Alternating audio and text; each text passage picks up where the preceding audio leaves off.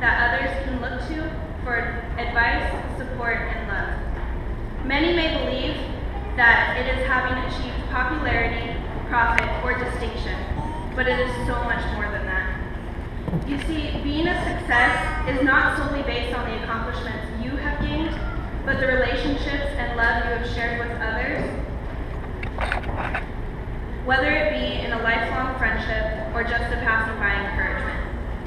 Being successful is to be accomplished, and while accomplishing, you are helping others accomplish their goals as well. An example of this would be someone who could be described as a loving spouse or parent, a productive member of and a vital member of a community, a good friend, and a person who is known to go out of their way to help others. This definition is one that embodies Ryan Lynn. Since moving to Borrego Springs 7 years ago, Ryan Lynn has been very much involved within the community. However, his main focus has been on us, the teens of Borrego Springs. Ryan Lynn has put on events such as Fifth Quarter, Light the Night, and Teen Zone, and at the Harvest Festival, and these are just a few of the ones that he has done for us. Not only has he put on events for us, but he has also continually supported us by attending awards ceremonies, sporting events, and cooperating with school clubs, donating his time and materials to many of our school events, all the while sacrificing his personal time with his wife and his 2 children. Ryan Lynn has been a huge support for not only our class, but the whole school. And for that, the class of 2014 would like to thank you, Ryan. Please join me in welcoming this year's graduation speaker, Ryan Lynn.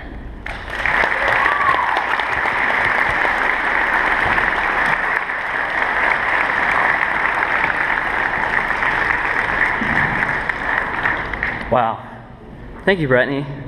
Now it's going to be really redundant because I had my whole beginning was saying everything you said. So thank you. Now I don't have to brag about myself. Good night. Good evening. My name is Ryan Lynn. Buenas tardes. Mi nombre es Aurora Quintero. And I will be translating in English for Aurora. So I've been the youth pastor at the Christian Center for 8 years, and I graduated 10 years ago from Grace Christian High School. And tonight, with great humility, I am the 2014 Borrego Springs High School Commencement speaker. Tonight, I want to talk to you about something that's really important to me. I was trying to think of something important to talk about, and I thought about taking risks and stepping out of your comfort zone and doing something crazy, and then I realized, you know what? I own a GoPro for like 2 years, and this is about the craziest thing I've ever done, so that's why you're actually being filmed. You know, you're supposed to jump off buildings or with something like that, so I was like, tonight, this is about the scariest thing I've ever done in my life, so I'm going to film it. So, I'm not going to talk about risks.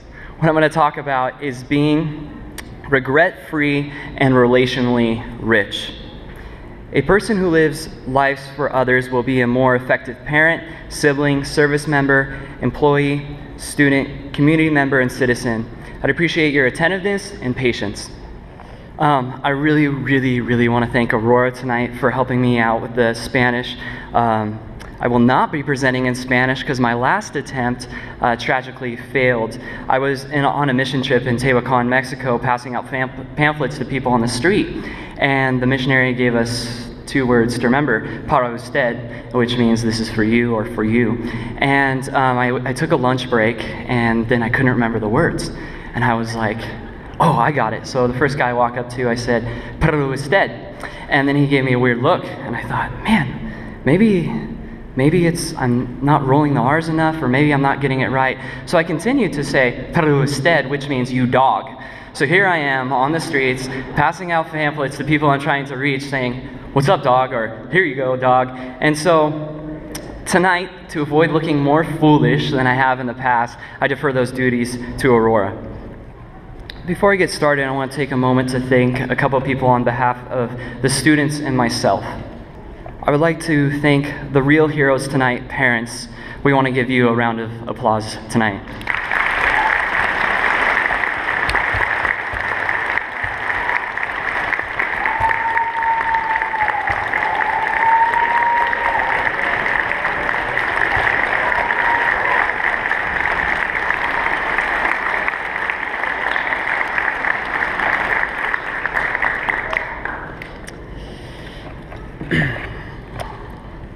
The average mother spends 96.5 hours being a mom each week. That's 5,018 hours per year, or 90,324 hours invested into your life in the last 18 years. Salary.com estimates the annual labor of a mom to be $118,905 per year. According to CNN Money, your parents have spent $230,935 to help you reach this milestone tonight. Did anyone say amen out there? Like, yeah, right? Well, if you add together the monetary value labor of the hours of your mom and the money your parents have spent raising you the last 18 years, the total is $2,376,000. $2,376,225. Okay? That's a lot of money, all right? Looking at to you today, we would say you are worth every penny. Parents, we want to thank you for your investment. Without you, we wouldn't be alive. And then I want to thank you teachers tonight. We really appreciate you. You have spent hours educating these students with your knowledge and life. You have blessed the students with something very special that many people around the world don't get, and that is an education. And so I want to say thank you on the behalf of the students and myself. We also want to thank you for not playing games with their education, because that could have been hilarious, right? If you think about it, you could have changed different facts, and then they could have walked along living life, and it could have been funny, but you didn't. You were careful in what you decided to do. English and elementary teachers, I appreciate you. I really do. Now they know the difference between there and there and there, right? That's important. Or the difference between your and you are, right? They know that important, right? You're graduating tonight. You guys know that difference, right? You know the difference between your and you are? Okay. You guys don't look too sure. You're not getting your diplomas until you really nod the head. All right. Or the important spelling and punctuation difference between Colin or Cologne and colon. That's an important one, isn't it? Don't want to be using colon when you meant to say cologne, right? Teachers, we really appreciate you. C.S. Lewis said the task of the modern educator is not to cut down jungles, but to irrigate deserts. Teachers, thank you for irrigating their thirst for knowledge. Students, I simply want to thank you from the bottom of my heart for the great honor of being able to speak into your lives on such an important night. I'm completely humbled to my core, so thank you. Graduate, today is your day of graduation, but what are you going to do with your education? Let's talk about that for a minute. The anthem today seems to be, work is hard, but at one point it was work hard, right? I believe this is a result of what can be called by some historians as the myth of adolescence. Instead of a boy becoming a man, he now goes from being a boy to a bigger boy to the biggest boy he can be, right? The tragic modern concept of the teenager could be titled the age of low expectations and little responsibility. Think of the times you have heard, well, they're just teenagers. Give them a break. Being a teen has too often become a free pass. We have tragically low expectations for young people. Teens and young adults are encouraged to do stuff instead of be stuff. There was a time when we expected more from the youth of America. Life was hard, therefore it demanded character. It demanded deep character of perseverance to be successful. Hard work and responsibility was the bedrock for character and success. A man was not judged by what he had, but by who he was. I'd like to share with you with the lives of some extraordinary young people. I have the screen if you want to take a look at that. George Washington mastered geometry, trigonometry, and surveying about the age of 12, though people in his day did not consider him to be particularly bright.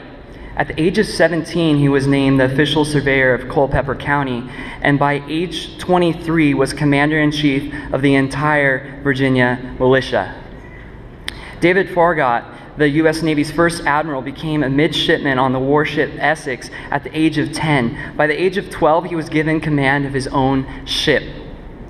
12 years old. Dr. Benjamin Rush, the father of modern medicine, graduated from Princeton at the age of 14. John Trumbull, Supreme Court of Justice of Connecticut, at the age of 7.5, passed the entry exam into Yale.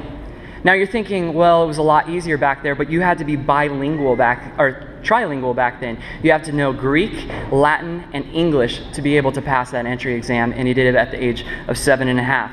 His parents said, no, you're going to wait. Everyone else goes to college when you're 13, so you're going to have to wait till you're 13. He waited until he's 13 to finally go to college. Maria Mitchell, America's first professional female astronomer, became teaching assistant at her school at the age of 11. At age 12.5, she aided her father in calculating the exact moment of an annular eclipse. No calculators. And at the age of 17, she opened her own school for math and science. Clara Barton, the pioneer nurse who founded the Red Cross, at the age of 11 assigned herself the task of nursing her brother David for 2 years back to health after he fell from the roof of a barn. By the age of 17, was a successful school teacher with over 40 students, nearly some as old as she. Class of 2014, I'm here to say we expect more from you because we've seen what you can do when you work hard.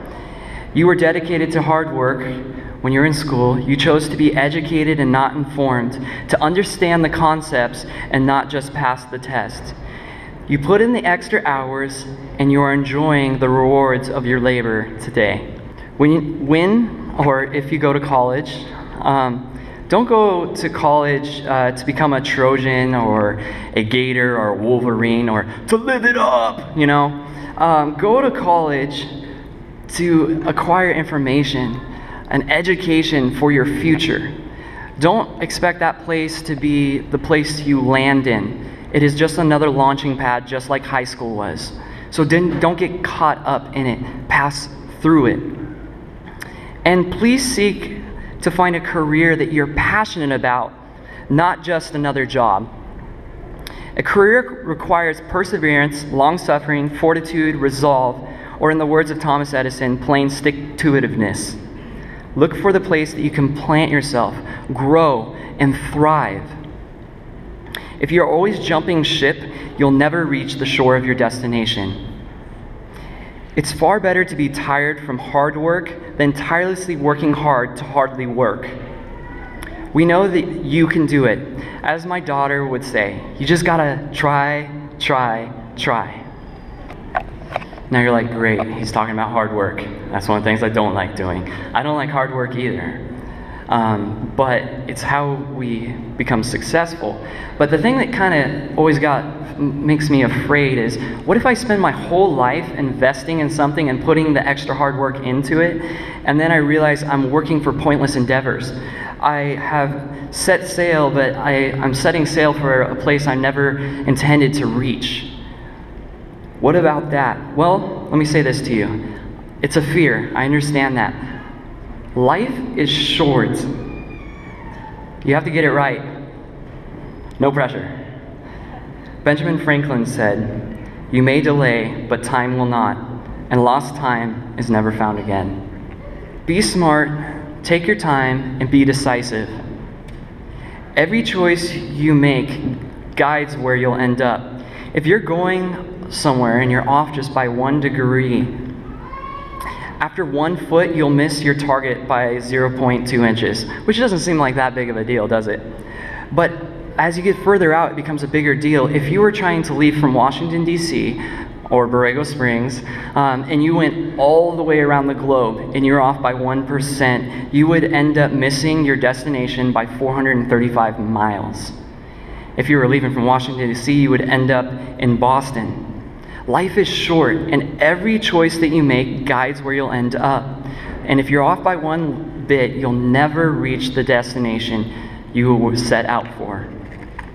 Life is really short, right? According to the Social Security Administration, I have 2/3 of my life still to live.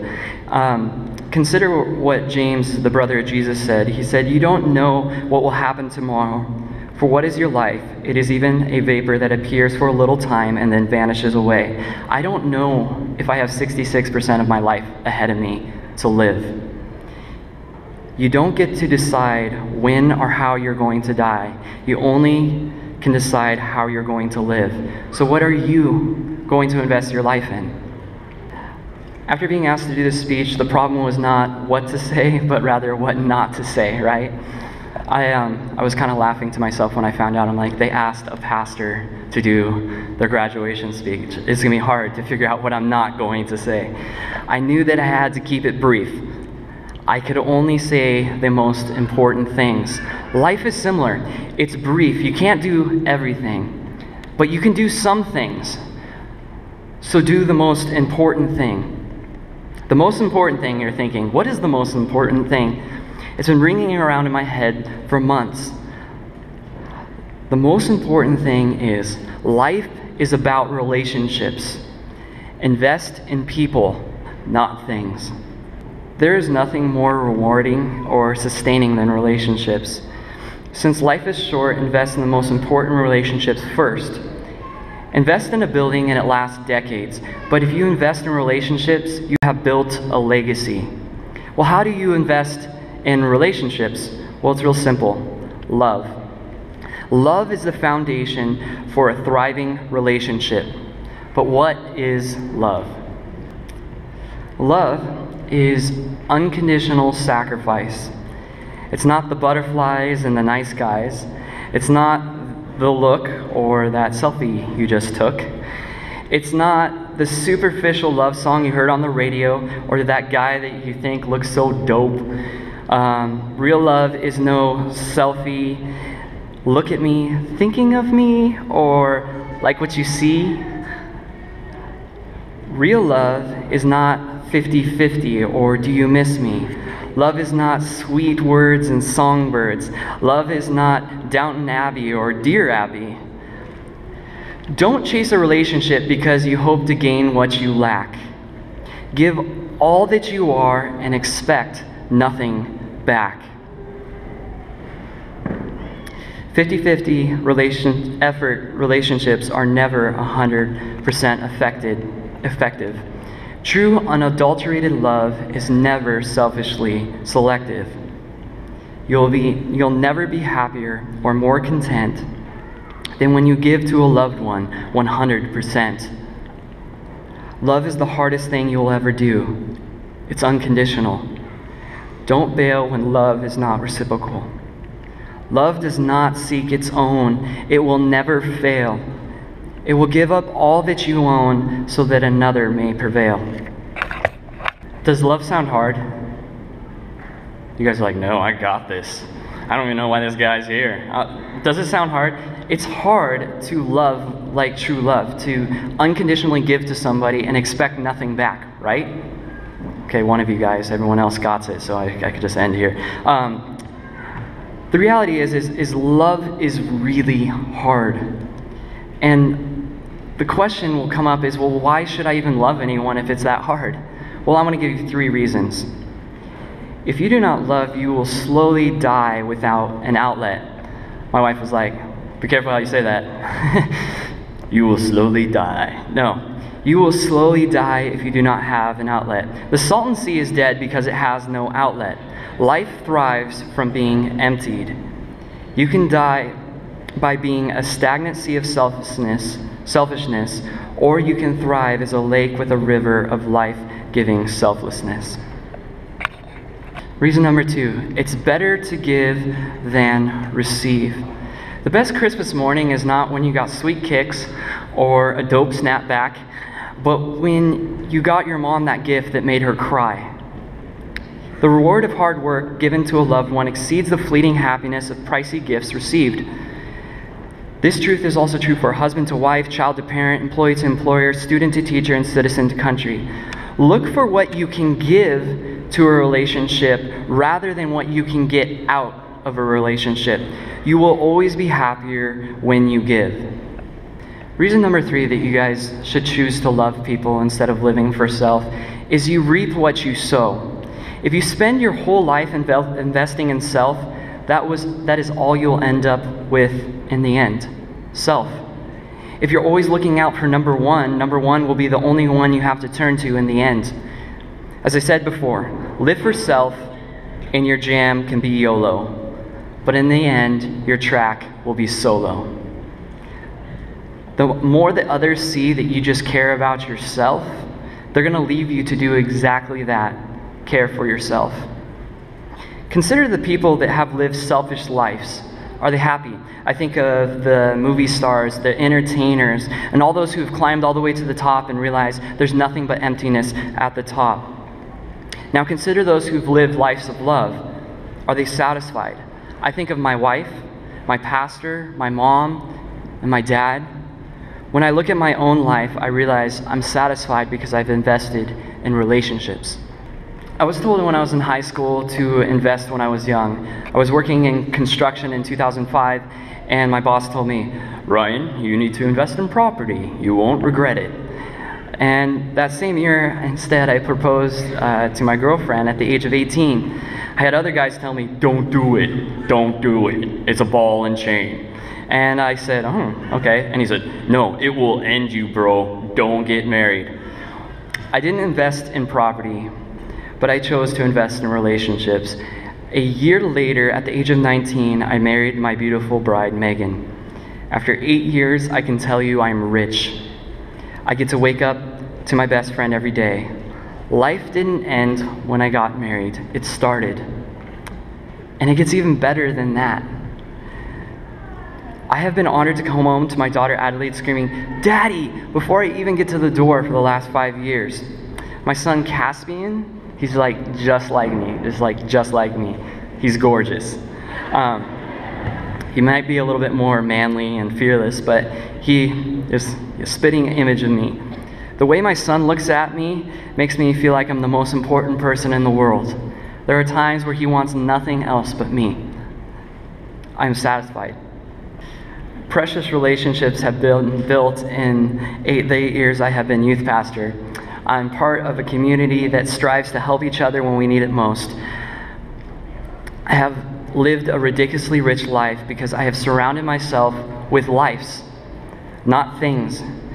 Guys, you are never too young to start investing into relationships. Takeaway point is not this, I mean. Get married at 19. I can just imagine you guys zoning out for the last 20 minutes.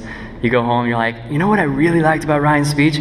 I totally can get married at 19 now." No, that's not takeaway point, okay? The takeaway point is this. I have never regretted investing in anyone's life, and neither will you. I told you I wanted to teach you how to live regret-free and relationally rich lives. Here's the last statement to sum it all up. Regret is the result of a life of inadvertent living, laziness, and selfishness. Chase all your dreams and meet all your goals, and you will still feel emptiness. Invest your life in relationship to family, community, country, and you'll never regret it. If it works out, don't forget who said it. Dear graduate, no matter what you do or where you go, if you invest in relationships, then you have exceeded the status quo.